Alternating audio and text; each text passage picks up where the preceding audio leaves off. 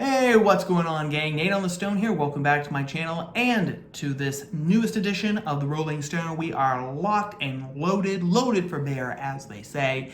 And we're doing something a little bit different than last week. If you remember last week, I opened up the show by saying what we were not going to be talking about, which was the presidential debate. And I went into a whole semi-long spiel about why we were not going to talk about it. One of the primary reasons being I didn't watch it. Well, this past week on Wednesday was the one and only vice presidential debate between VP Mike Pence and VP hopeful Kamala Harris. And once again, I did not watch it. I just don't watch debates anymore, gang. I mean, everyone is going to be talking about it, analyzing it from hours before it starts until about 24 hours after it's done. And debates, I'll reiterate myself, they really don't change anything anymore. They really don't convince people who are on the sides about which candidate to vote for, I don't think. They're not even really debates anymore. When I think of debates, I think of Lincoln Douglas. I think of Nixon and Kennedy. You know, I think of those old kind of debates when it was really, there was weight behind them. Today, it all feels like theater. We just want our guy to destroy the opposition, as they say today. And on top of that, it was a family member's birthday, and so I was spending the day with that particular person. I mean, we always say that family is more important than politics, so I chose to actually exercise that sentiment. But rather than just leave it at that, we are going to be talking about the VP presidential debate. Not the debate itself, but more of the aftermath of the debate, because I think that there are some insights to glean from that, from the left and the right again. So again, I didn't watch it. However, this is going to be just sort of my thoughts about the aftermath. Some of the things that I saw, particularly on social media, which I know is the dredge, the drudge, and the sludge of society today.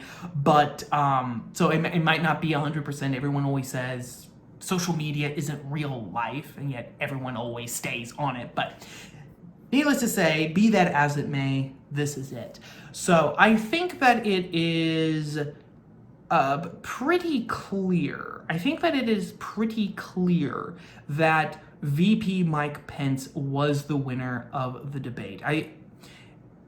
There wasn't any consensus on both sides of the aisle that it was just a dumpster fire. I think I mentioned last week that I saw two tweets in particular, one from Ben Shapiro, the wunderkind himself, saying that first presidential debate between Trump and Biden was abysmal.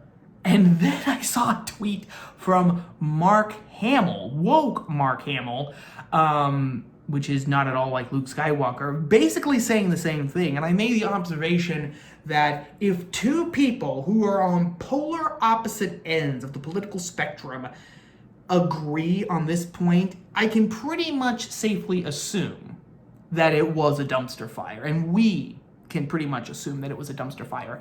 This time around, there was not such a consensus. You had the cheerleaders, of course, on both sides, saying that their guy won. But this time, it does seem like Pence actually won. That Pence actually was the winner of this debate. One of the reasons for that being is what the left decided to focus on.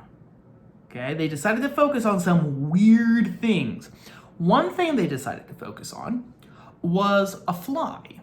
I'm talking about an insect, okay? And it's not even a white-headed fly like in the movie or anything like that, okay? It was just a normal, regular housefly. Probably an entomologist will correct me, please. If any of you guys listening are entomologists and you watched the debate or you saw any of the various memes of the fly on Pence's head, please let me know in the comments if it was a housefly or not, because now I'm just kind of curious. But they actually started focusing on this fly on Pence's head. You had Steve Schmidt, who is one of the leading voices of the so-called Lincoln Project, and I'm beginning to wonder if I have not made a gross error in judgment in not devoting an entire video to the Lincoln Project, because they probably deserve one. But anyway, Steve Schmidt of the Lincoln Project was on one of the media stations, I forget which one off the top of my head, but saying, well, you know, the fly has historically been a sign of sin and the devil and evil people. And it's like, what? What planet are you living on? And then there was the big refrain from the left, which was that Mike Pence was mansplaining everything to Kamala Harris. Mike Pence was mansplaining everything to her. He was being derogatory towards her. He was treating her like, oh, you don't even belong here on this debate stage. You're just a woman. What do you know? And then, of course, Kamala Harris complained actually during the debate that Mike Pence was interrupting her too many times. He was just interrupting her. She wanted her time. She said at least once, I want my time. I want my time. Now, the funny thing is that the official timestamps for the debate actually show that Harris, on average, spoke longer than Pence. She had all the time in the world to speak. Again, she spoke on average 3 minutes longer than Pence. Okay? So, all of these things aside, and also I should say, you know, mansplaining isn't even a thing, and I'm going to get to that in just a second. When you have to focus on Harris didn't get enough time, Pence was mansplaining it to her like the misogynistic, sexist bigot that he is, and oh my God, there was a fly on top of his head, a sign from the Lord that Mike Pence is in the service of the devil. I don't know why I'm doing Jackie Gleason playing Buford T. Justice, but there you go. When you have to do all of that, it's fairly obvious, fairly clear, I would say, that you lost the debate. When you have to focus on this, you lost the debate. Although, that did not stop some people from going just complete sort of banana republic projection 1619 mentality on this debate. Charlotte Clymer, who is a trans woman activist for, which one is it? Equality Now, I think.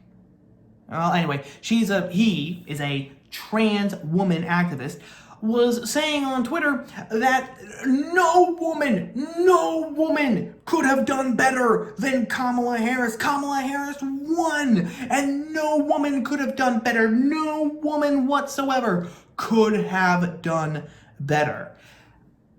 Setting the bar really, really, really low there, buddy. I'm just gonna tell you that right now. But there is something deeper going on here, I believe, okay? Perfectly clear that Kamala Harris lost the debate. But again, it doesn't matter. Which is another reason why I don't watch debates. It doesn't matter because the narrative is that she won.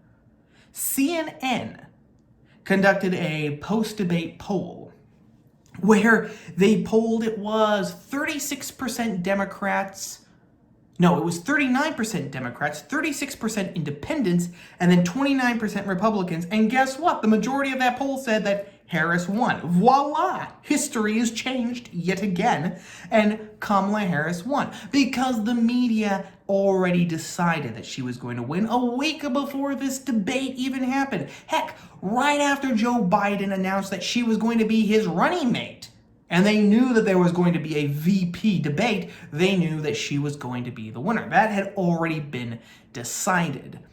Now, one of the deeper things that's going on here on the left, and this is where we're going to get to the mansplaining part, is that by saying that Mike Pence was mansplaining to Kamala Harris when he was just debating her, okay?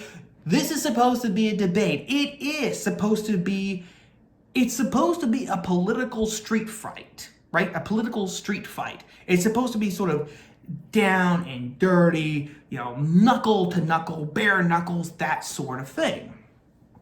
Now think about this, gang. If Mike Pence just debating his opponent, and again, remember, women are supposed to be just as equal in every way, manner, shape, and form as men, right? Saying that the two sexes are different or that each one has strengths and weaknesses. That's just a social construct made by a racist, white, sexist, patriarchal men, right? Well, if all that Mike Pence was doing was debating his opponent as an equal, which is, FYI, all that he was doing, and that is still mansplaining, then the logical conclusion is that men cannot even speak in the public arena when it comes to women. You can't challenge women. You can't challenge Kamala Harris, Elizabeth Warren, Hillary Clinton, AOC, Ilhan Omar, Ayanna Pressley, etc., etc., etc., etc. You can't challenge them. In fact, you cannot challenge any woman or any person who claims to be a woman on the left, because then you are mansplaining. Basically, what they are saying is that men are now second-class citizens, especially when it comes to the public square, which of course is where second-class citizenry really comes into play. That's what they're doing. By pushing this narrative, that is the end goal that they want to reach. They want to emasculate men. They don't want men actually challenging the official woke, progressive, leftist agenda and ideology and narrative. And so they are going to say that anything that a man says in the public square, directed at anyone, particularly women, though, is going to be mansplaining. And all of a sudden, women are not going to be equal to men. Women are going to be the helpless waifs that must be rescued. Look, they're being bullied by these mean men.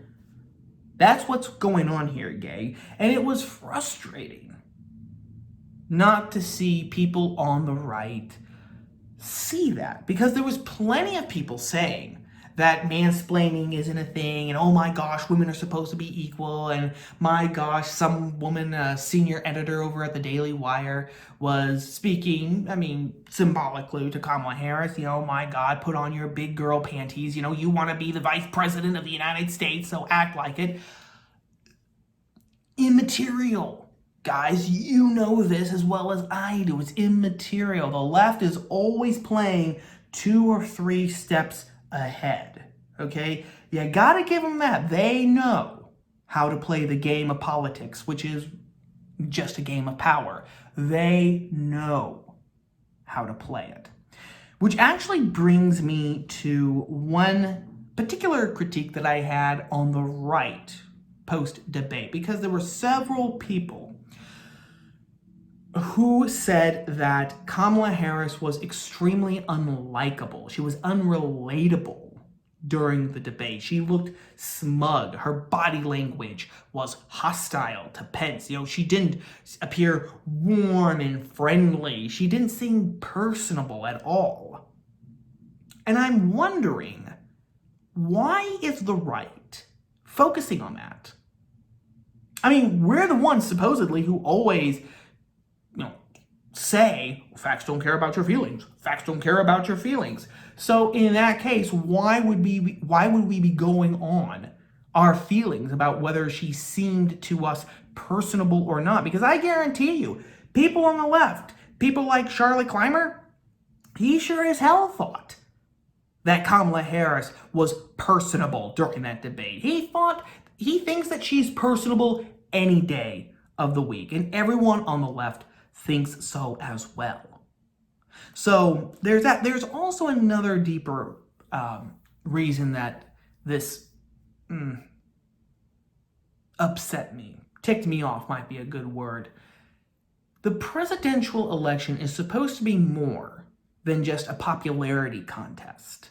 Okay, I know that that's unfortunately in many respects what it has devolved into, but it should be more than just who's the most popular, who's the most personable, etc., etc. I mean, hell, 8 years ago, the right was on the opposite end of it. I remember on election night of 2012, when it was Obama versus Romney, Newt Gingrich was on Sean Hannity's show and saying, well, if you want someone who you can, have a beer with on a Saturday evening, well, then sure, vote for President Obama. But if you want someone who can really solve the country's problems, then Romney is the clearer choice. Back then, everyone was on the opposite end. Well, no, Romney's not that personable, Yeah, Obama has a lot more charisma to him, but we're not interested in personalities. We're just interested in what he's going to do